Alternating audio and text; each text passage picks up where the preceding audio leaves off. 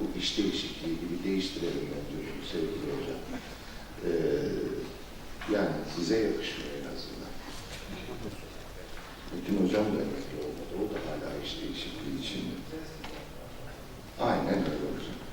Evet, Taner hocamız bize Londra'da bu anlamda gelişen ve değişen Londra'da kültürel miras ve yenilemenin nasıl olduğunu gösterecek. Merakla, beğeniyle izleyeceğiz. Hocam lütfen buyurun. Çok teşekkürler. Her şeyden önce Bursa Belediyesi'nin çektiği ve organize komitesi ve çok teşekkür ederim.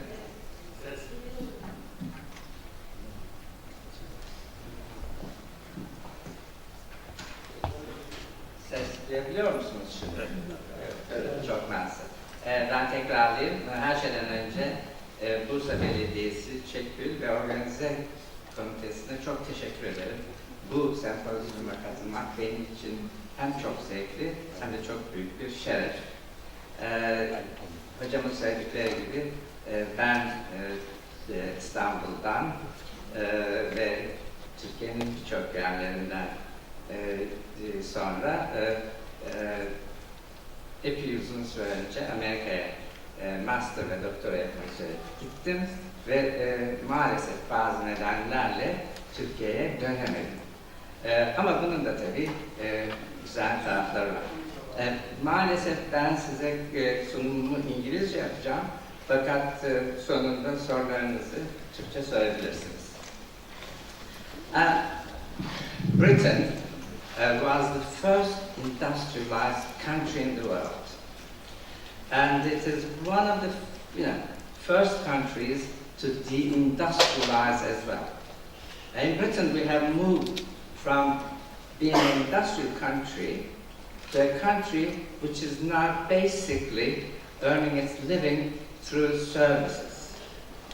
And the story that I'm going to expose here is the change that has taken in our cities, and in this change, the role of our cultural heritage. So in the second part of the 20th century, as deindustrialization was escalating, we realized that for our cities to continue with their existence, they had to compete within a global world. And in this competition, we realized also, not only in Britain, but throughout Europe and throughout North America, that our cultural heritage has a very important place in terms of our success. And the story that I shall take you through, by using London as an example, is a very common story, which many other cities in Britain, many cities in the US, and cities in Europe have experienced. The reality is that if you are not able to change and adopt to deindustrialization, we end up being Detroit. I'm sure you all know about Detroit. Detroit is referred to as a donut. Throughout its industrial period, it was one of the most successful cities in the world, in North America. Today, the center of Detroit is dead. And so, not to be Detroit, many cities have changed their attitudes, tried to use their assets, their cultural heritage, and this is what we have been doing for the past 4 decades in Britain. So, what we want to do is make sure that our cities are still successful, competing with other world cities in providing not industrial goods, but services and other assets to a globalized world. So in this short talk, I will first talk about the theoretical elements of this change. I will take you through 4 examples from London, and then come to some conclusion.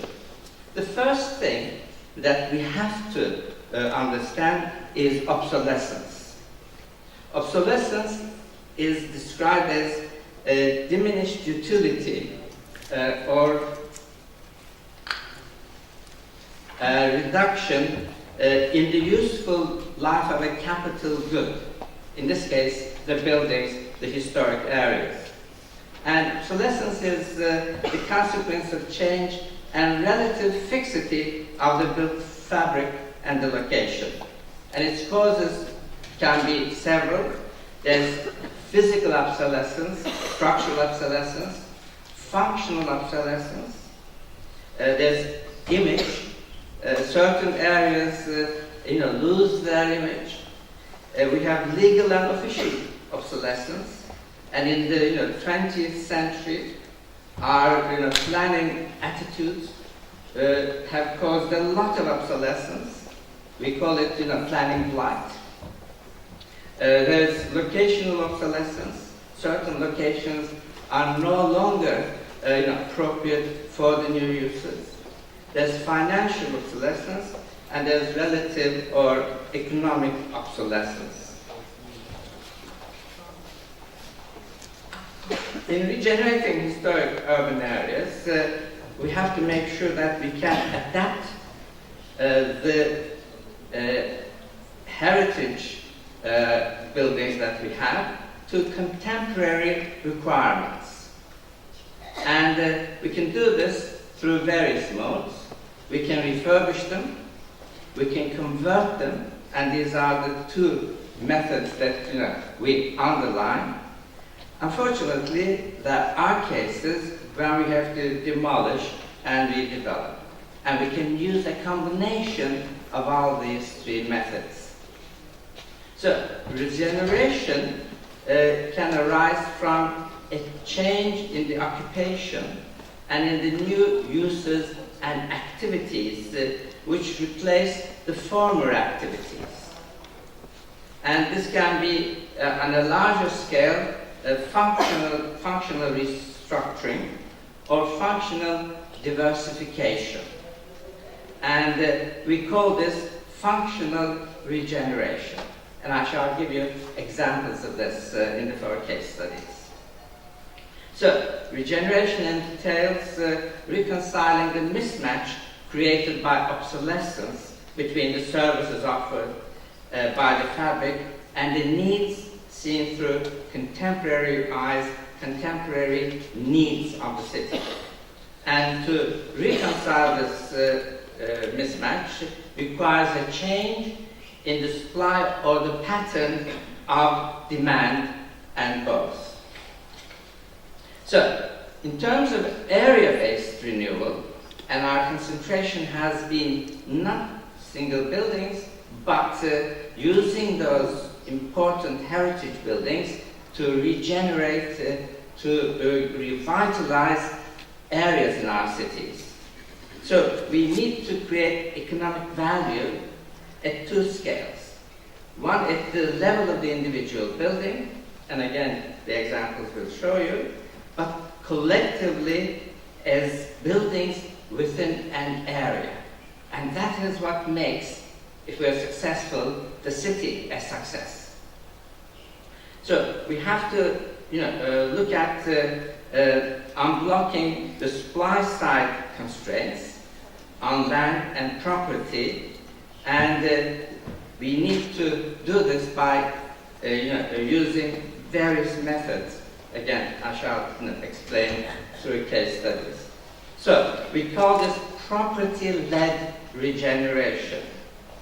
And the strategy is intended either to restore confidence, or in many cases, in real success stories, to create new confidence in the area. And for it to have a new economic vitality for that part of the city. To remedy locational obsolescence or to restore the economic fortunes of an area requires development of a comprehensive competitive advantage for that location relative to other areas and to other areas in other cities. I have to underline, in today's global world, every city competes with every other city. For example, in London, we compete with New York. Sometimes we're number one in terms of financial capital movements. Sometimes we're number two. But we are one of the two top financial centers in the world. And Brexit means that we have to fight really hard to be very successful to make sure that we don't lose that very important place we have. Because we are a financial center for the world. So, to create growth, we have to have positive regeneration measures. And this can be from within, by revitalizing the activities in that given location, in that given building, or from without. And from within, if growth from within involves economic development and increasing the economic advantages of a locality, we have to focus on that. And if growth from within is not possible, then we have to attract investment. And again, my city, London, is extremely successful. We attract billions. And that is why London today is a much more important city than it was about 30 years ago. And I can explain to you, if you ask me later, how we achieve this throughout the city. I couldn't say that every city in England has been this successful, but London has been. So, coming to my case studies, the first one is shed taps. Just briefly to mention, in the earlier part of the 20th century, London was the biggest port in the world. By 1970, the port of London was closed, simply because of the changing in the maritime activities. London is a shallow port. We have to relocate our ports to deep water ports for the big container vessels that we now use. This meant that along the Thames, coming towards the center of the city, we had acres of disused warehouses. And Shed Thames is one of these areas which is closest to the financial center of the city. It is, I'm sure those of you who have been to London and those who haven't would know the Tower Bridge. And this area is right next to the Tower Bridge, just to the south of it. North of it is the city of London, which is the financial center.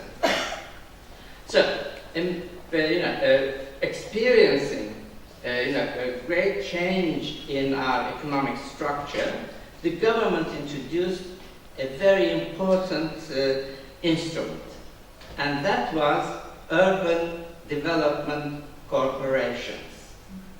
And the objective of the urban development corporations was, as you can read there, to secure the regeneration of its area by bringing land and buildings into effective use, encouraging the development of existing and new industry or commerce, creating an attractive environment, and ensuring that housing and social facilities are available to encourage people to live and work in that area. Together with this, government also introduced other economic incentives, and Shed Thames is one of these areas which has been regenerated using this.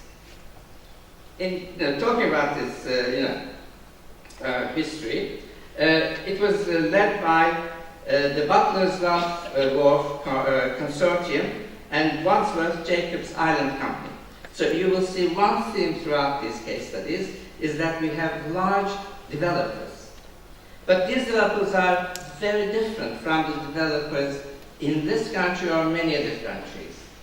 They are landowners, they have a vested interest, and their interest in the area is not developing, selling, and moving on, but to make sure that the area is successful for a continuous period. And some of these landlords have been there for about 6-7 centuries. So, in the Sheikh Thames area, it was urbanized at the start of the LDDC's appearance on the scene, and because it had a very unique urban structure, it was seen that no intervention was necessary. The main intervention was in functioning the buildings. And so the buildings were retained, and the standard of design and construction was determined by the freehold companies. And these vested interests made sure that the development was of the highest quality. And many of these buildings that you shall see, it's a mixed-use area. There are lots of apartments, so there's a residential presence there. There are lots of offices, and there's also a very important presence of quite upmarket restaurants. And one of those disused flats of some 40 years ago will today, one-bedroom flat will sell for over £1 million. So you can see the importance of an area regeneration. So the second case study that I want to take you through is King's Cross, St. Pancras. This is central London, just to the slight east of the very core part of London. And these are two important railway terminals. And in Britain, the railways were private in the 18th, 19th, and earlier part of the 20th century, and each company developed its own terminus. And these were grand buildings, and the building over there is by the famous British architect of the early 20th century, Sir Gilbert Scott. This building, over the latter part of the 20th century, had fallen into disrepute and disuse. The train station was one of the worst train stations in London, and the area was quickly disintegrating. The small industries had disappeared, and there was an area-wide obsolescence, and we needed to really focus our attention. And today, it is one of the success stories. What happened was that in the 1990s, Norman Foster, the architects would know him, through his designs throughout the world, some good, some bad. And he put forward the master plan, but this master plan had local opposition, as well as it was very much a casualty of the property recession in the early 90s. London, and like the rest of the world, has cyclical recessions. In 2007, the Eurostar, which is the train link between Paris and London, arrived at St. Pancras. And this was a very key decision of the government, which enabled this area's re-functioning and redevelopment. In 2008, Argent London Continental Railways and the previous landowners formed a King's Cross Central Limited Partnership. So again, this is very important because it enabled one body to develop the whole area. In this slide, you will see on the right-hand side the Granary Building, which was built in 1981. It had lost its function. It was in total disrepair. The government decided to house the University of the Arts in this building. And in front of it, we developed a new square called the Granary Square, which houses many activities. Next to it, you'll see 2 gas cylinders. Again, London, like many of the cities, had coal gas, which then lost its place to natural gas, which is piped, not stored in cylinders. And so what has happened is that these gas cylinders are now housing very upmarket, very expensive flats, apartments. So, with the restoration of St. Pancras first, and then King's Cross, which has a fantastic new dome, again, if you visit London, I would recommend it.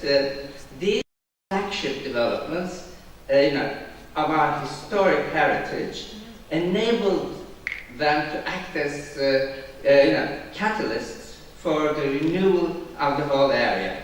So, we now have Google, YouTube, their European headquarters in this area.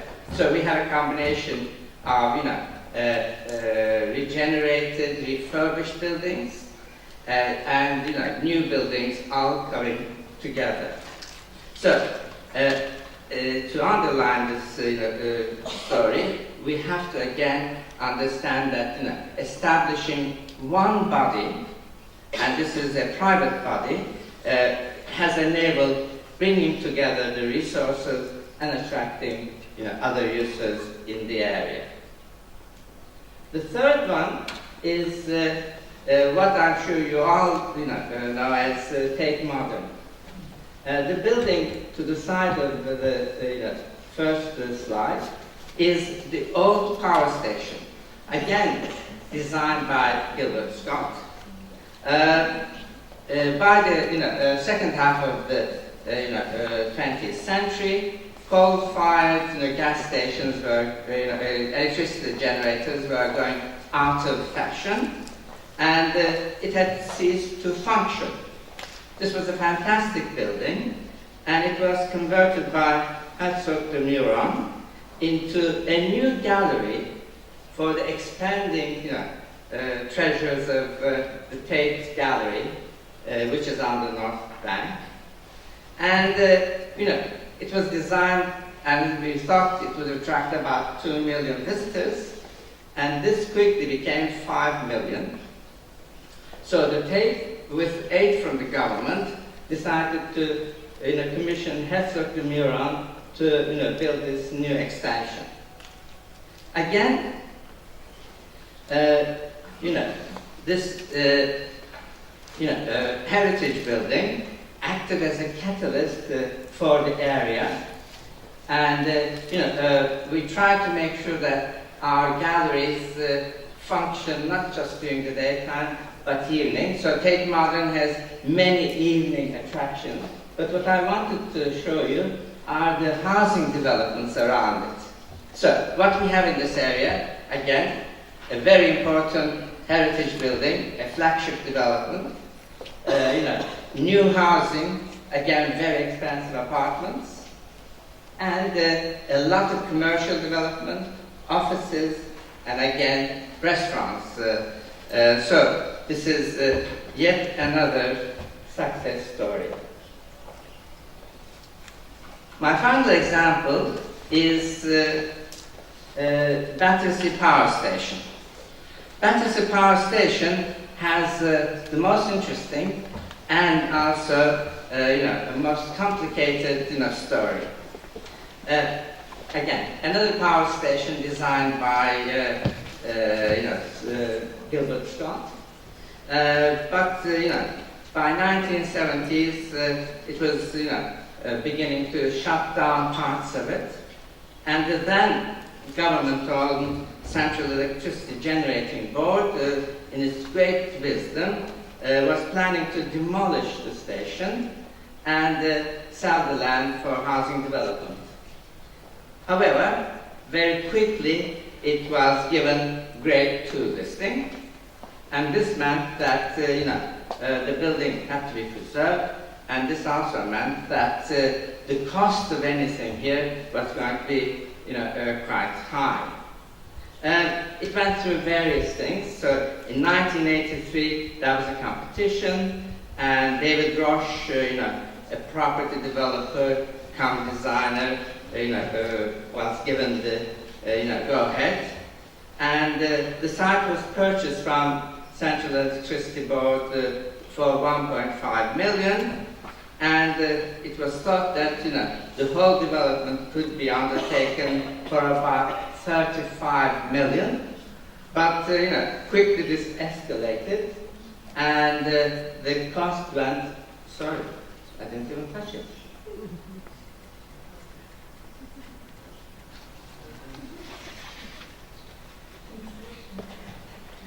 And so the cost had gone up to 230 million, which meant that a new interested party, a new developer had to be found. And so what was bought for 1.5 million was sold on to a Hong Kong-based company for 10 million.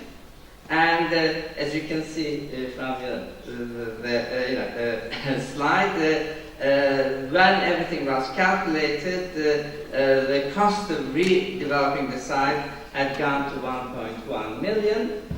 And then that again had to change.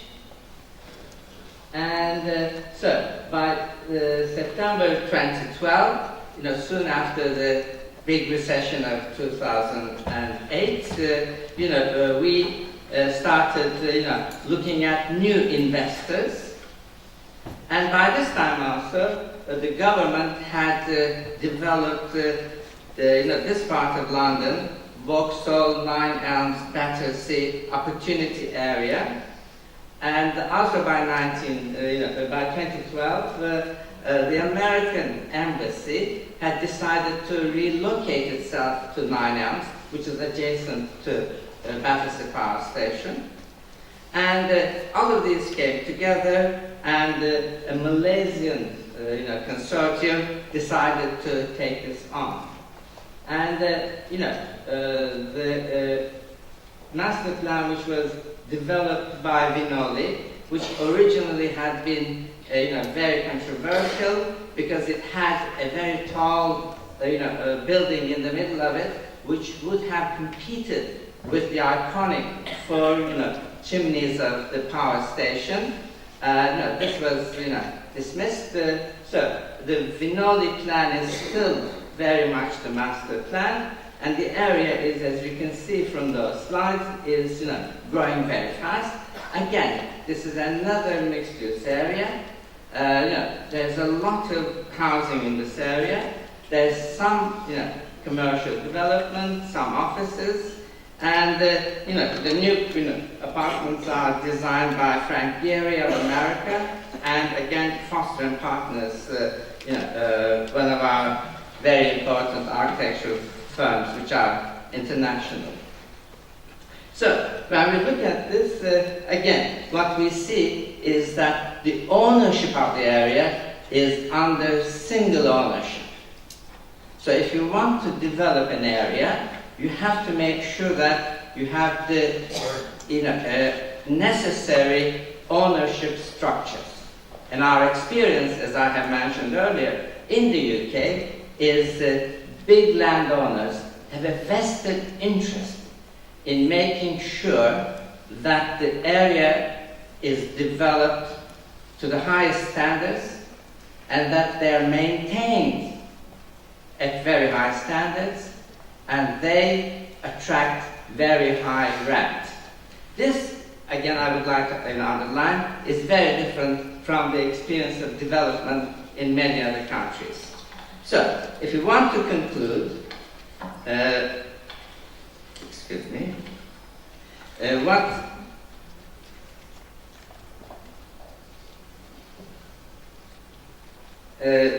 we need to understand is that to remedy locational obsolescence and to restore the economic fortunes of an area requires the development of a competitive advantage for that area. So, all four areas have developed competitive advantages of slightly different kinds. One is a museum quarter. The other is, King's Cross St. Pancras is a very important, arts and, now IT center. And, Shetlands has been a very successful area, one of the most desirable residential quarters. And so all of these come together.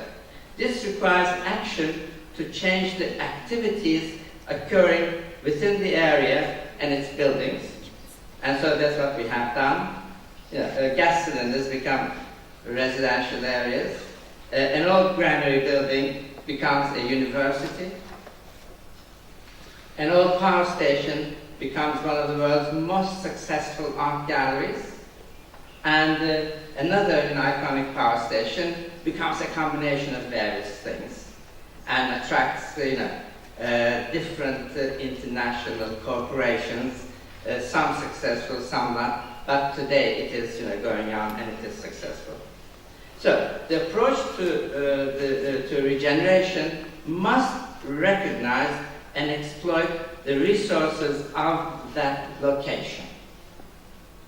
And the sense of place and the character found in historic urban areas, in our heritage buildings, is a scarce resource. And this scarce resource attracts interest nationally, but very importantly, internationally.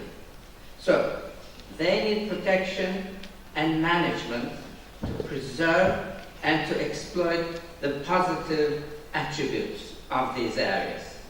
And as I said, our system of land-based investments of very large corporations, sometimes government help, enables us to have these areas both in terms of their restructuring and also in terms of their long-term success.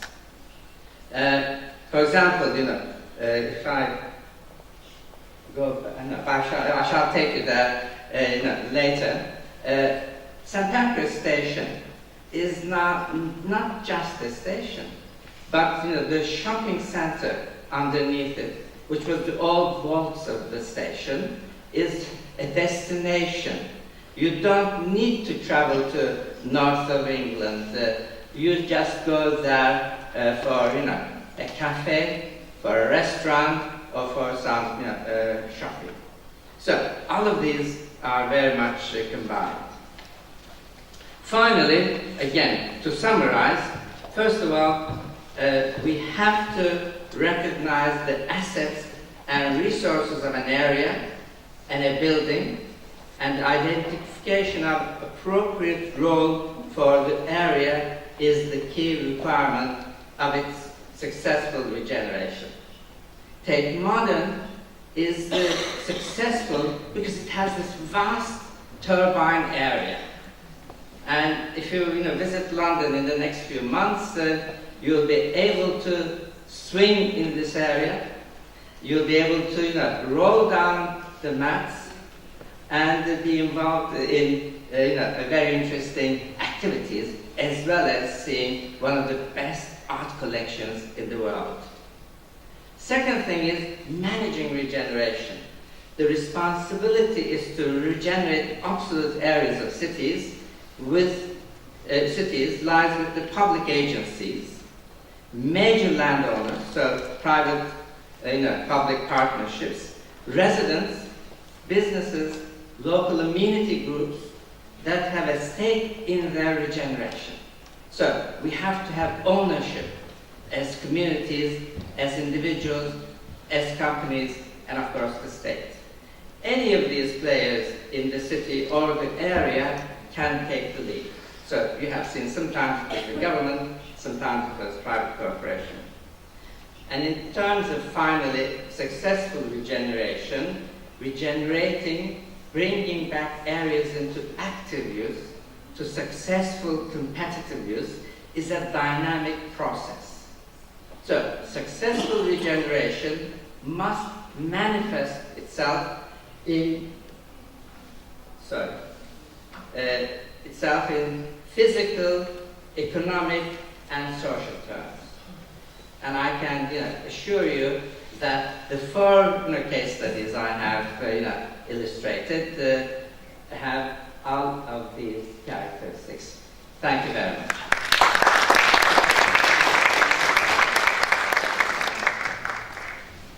Sevgili hocam 33,5 dakika konuştu ama böyle herhalde daha konuşsa gidiniz esasında hocam.